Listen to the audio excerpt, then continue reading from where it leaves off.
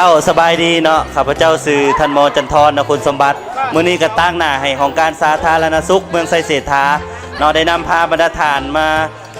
ชมในการสร้างขบวนการทำลายแหล่งเผ่าพันธุ์ยุงลายเนาะอยู่บ้านจอมณี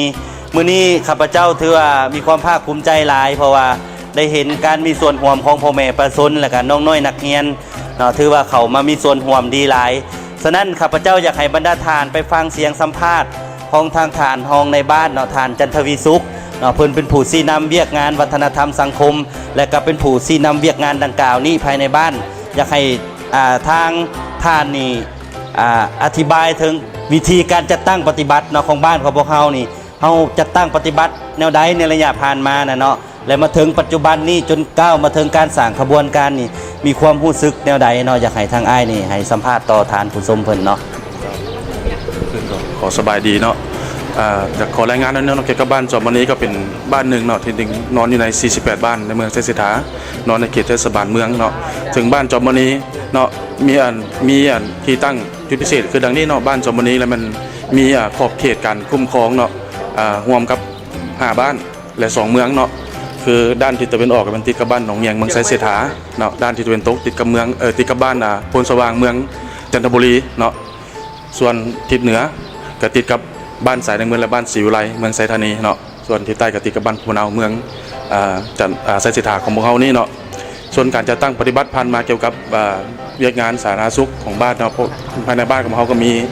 คณะกรรมการส่งเสริมสุขภาพขันบ้านเนาะซึ่งในนั้นก็มีท่านนายบ้านห้องนายบ้านและต่างหน้าจากองค์การจะตั้งมหาชนของบ้านเนาะเป็นคณะกรรมการนอกนั้นในบ้านของเขายังมีอาสาสมัครก็คืออสบของบ้านซึ่งเคลื่อนไหวเฮ็ดเวียกสาธารณะเนาะโดยเฉพาะกำลังการเฮ็ดเวียกเกี่ยวกับการต้าน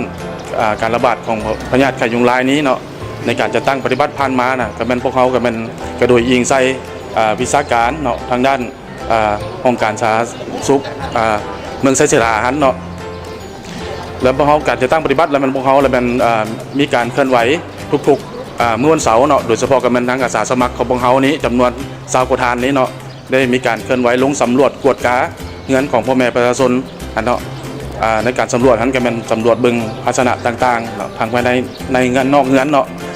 ที่เป็นภาชนะที่เก็บน้ำที่เป็นบ่อนที่ว่าเฮ็ดให้ยุงสามารถไปไข่หรือเพาะพันธุ์เนาะ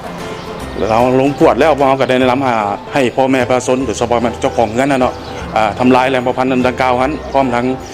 แนะนำเกี่ยวกับการปฏิบัติการจะตั้งปฏิบัติและการหาปอของแผนกสาธารณสุขหลวงนั้นเนาะผ่านการจะตั้งผ่านมาก็เห็นว่า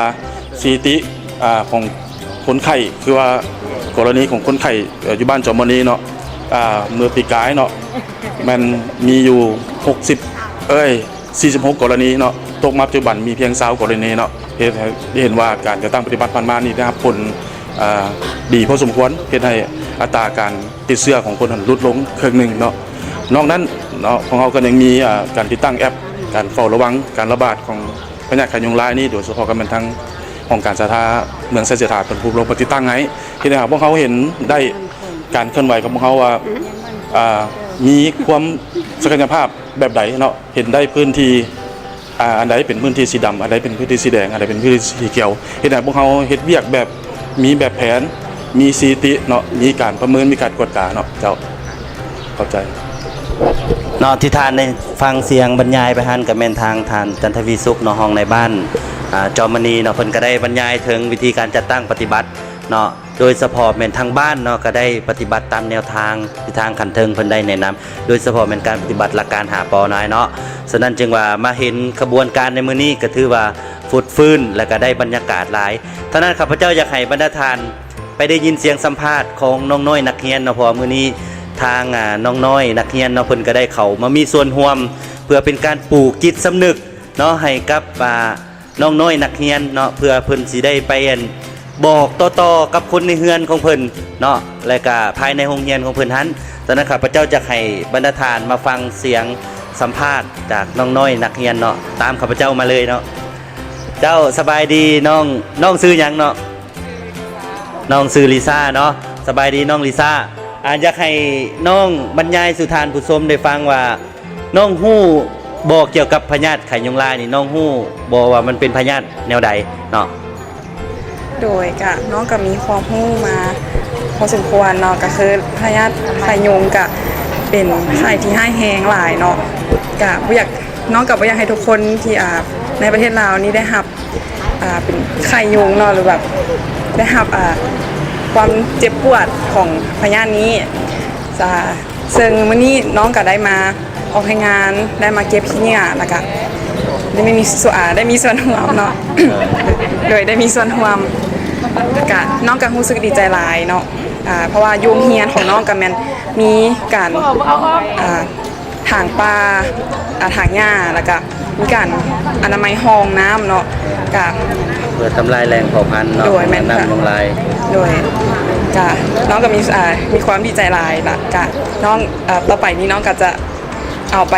บอกให้กับน้องๆยุงเฮียนเนาะเพราะว่าน้องเองก็เป็นเอื้อยใหญ่ยุงเฮียนแล้วก็จะให้นำพาน้องๆยุงเฮียนปฏิบัติโดย เจ้าเนาะขอบใจเนาะกับน้องลีซ่าเนาะที่ว่าได้ให้ข้อมูลที่ว่าเป็นประโยชน์เนาะฉะนั้นข้าพเจ้าอยากให้บรรดาทานเนาะเข้าใจอยู่ว่าพยาธิดังกล่าวนี้มันบ่สามารถหลุดลงได้ถ้าหากว่าชุมชนเฮาขาดการมีส่วนร่วมฉะนั้นที่บรรดาทานเห็นอยู่ทั้งหมดนี่ก็คือการมีส่วนร่วมของบ้านจอมณีเนาะถือว่าพวกเขาได้ประกาศไปแล้วว่าสิให้พยาธิดังกล่าวนี่มันหลุดลงให้ได้ที่สุดโดยการเต้าโฮมการมีส่วนร่วมของพ่อแม่ประชาชนฉะนั้นก็ถือว่าในนามข้าพเจ้าตั้งหน้าให้ของการสาธารณสุขเมืองไซเศรษฐาขอแสดงความรู้บุญคุณอย่างสูงเนาะต่อองค์การจัดตั้งบ้านและก็ทุกภาคส่วนเนาะที่ว่าได้เข้ามามีส่วนร่วมในมื้อนี้ฉะนั้นขอเสียงบรรดาทานในว่าพวกเขาเนาะสิร่วมแฮงร่วมใจกันนับแต่มื้อนี้เป็นต้นไปสิให้พยาธิดังกล่าวนี่มันลดหน่อยไทยลงอยู่บ้านจอมณีของพวกเขาแม่นบ่ขอเสียงดังๆอีกแม่นบ่โอเคเจ้าขอขอบใจหลายๆเนาะ